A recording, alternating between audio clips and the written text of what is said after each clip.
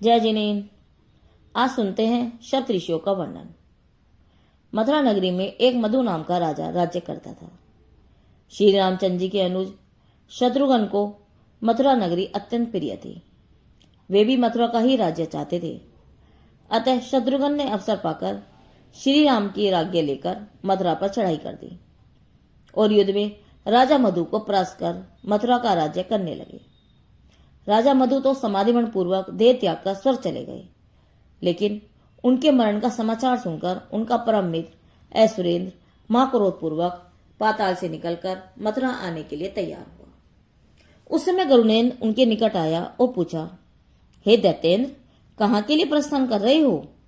चर्मेंद्र ने कहा, जिसने मेरे परम मित्र को मारा है उसे कष्ट देने जा रहा हूं। तब गरुड़ेंद्र ने कहा, क्या विशल्य का मातम्य आप नहीं जानते?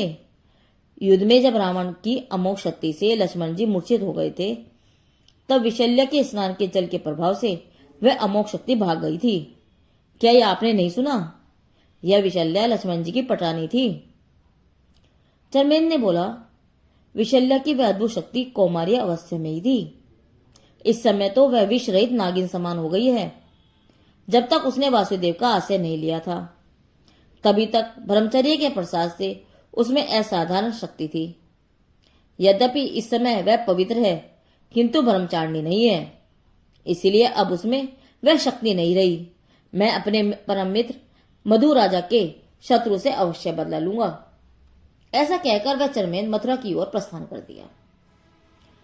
मथुरा आकर चर्मेंद्र ने देखा, यहाँ तो स्थान स्थान पर उत्सव मनाया जा रहा है, जैसा उत्सव मधु राजा के समय में होता था। इस समय भी नगरजन वैसा ही मना रहे हैं। यह देखकर चर्मेंद्र ने विचार किया कि अरे, यह प्रजनन महादुष्ट व कर्तगन है। नगर का स्वामी पुत्र सहित मृत्यु को प्राप्त हुआ और दूसरे राजा ने उसके राज्य पर अधिकार कर लिया।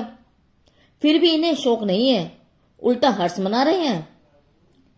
जिसकी छत्र छाया में इतने समय तक सुखपूर्व रहे, उस मधु राजा की मृत्यु से इन लोगों को कोई दुख नहीं है। यह लोग कर्तगनी और मूर्ख हैं, इसलिए मैं इनका नाश कर दूंगा। अभी तत्काल ही समस्त मथुरा नगरी को नष्ट कर देता हूं। इस प्रकार वह ऐसुरेंद्र महाक्रोध पूर्वक मथुरा नगरी की प्रजा पर घोर उत्सव करने लगा। सारे नगर में भयंकर मरी व्याधि फैल गई।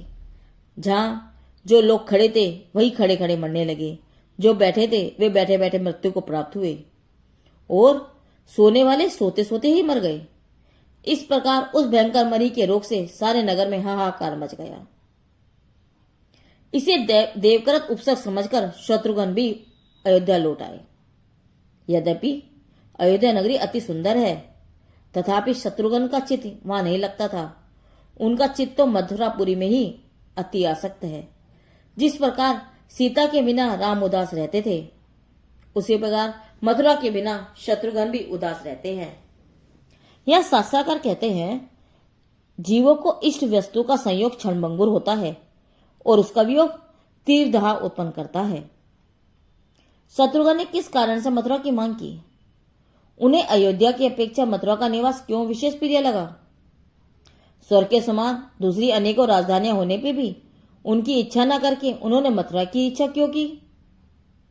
मथुरा के प्रति शत्रुघ्न को इतनी अधिक प्रीति क्यों थी?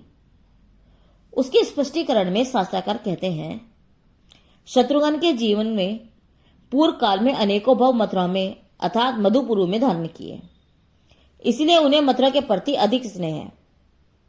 शत्रुघ्न का जीव संसार में भ्रमण करते करते एक बार मथुरा में यमन देव नाम का व्यक्ति हुआ।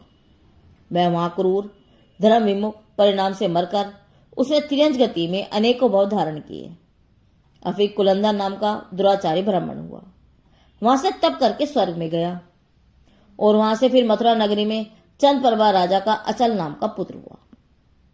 एक बार अचल कुमार को जंगल में कांटा लग गया और वह अब कुमार नाम के पुरुष ने निकाला, इसलिए दोनों में मित्रता हो गई। जब अचल कुमार ने अनेक देशों सहित मथुरा का राज्य प्राप्त किया, तब उसने अपने परम मित्र को उसकी जन्मभूमि श्रावस्ती नाम नगरी का राज्य दिया और दोनों मित्र एक साथ अपना अपना राज्य करने लगे। एक दिन दोनों मित्रों ने यह समुद्र आचार्य के निकट मुनि दीक्षा धारण की और सम्यक दर्शन पूर्वक परम संयम की आराधना पूर्वक समाधि मन करके उत्कृष्ट देव हुए। वहां से चहकर अचल कुमार का जीव तो राजा दशरथ की सुप्रभा रानी का पुत्र शत्रुघ्न हुआ और उसके मित्र अब कुमार का जीव कतांत्रवक सेनापति हुआ। इस कारण शत्रुघ्न को मथुरा नगरी को से विशेष प्रीति थी। इधर मथुरा नगरी में चरमेन करत घोर मरी व्याधि का उपसर्ग चल रहा था।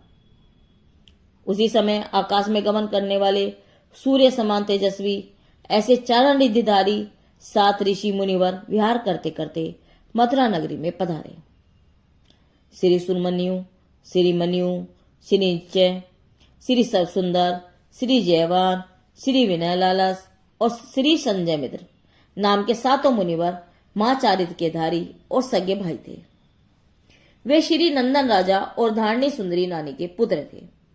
प्रीतिंकर स्वामी का केवल ज्ञान देखकर वे 7 पुत्र पिता के साथ ही वैराग्य को प्राप्त हुए और मात्र 1 महीने के तुम्बरू नामक पुत्र को राज्य देकर पिता और 7 पुत्र प्रीतिंकर स्वामी के निकट दीक्षा लेकर मुनि हुए।